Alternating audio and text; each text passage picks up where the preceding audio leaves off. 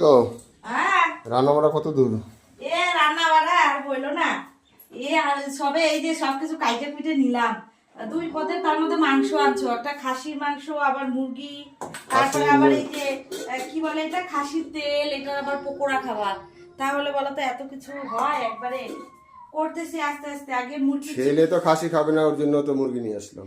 সেটাই তো, ওই জন্যই তো করলাম। তাহলে আগে ছেলেটা করে নি, ছেলের মুরগিটা খাবে চিকেন, তাহলে ওইটা আগে করে নি। ওটার মশলা টসলা সব রেডি করছি। হ্যাঁ ওই জন্য চিকেন আনছি থেকে আর মাছ আনলাম না আজকে আর। না ঠিকই আছে, এমনি কয় আইটেম হয়ে গেল, 3টা আইটেম। তারপরে আবার তুমি আবার মাছের গল্প করতেছো। মাছ আবার অন্যদিন আনবা, আজকে আর মাছের গল্পই করতে হবে না। এত কিছু করা যাবে না একসঙ্গে, এমনি যে হয়ে গেছে টাইম। ওই মটরশুঁটি দিয়ে আর এই পেঁয়াজ পেঁয়াজ কলি দিয়ে হ্যাঁ একটু করো, ওটা দিয়ে খাসির চর্বিটা দিয়ে তারপরে করো, পকোড়া করো।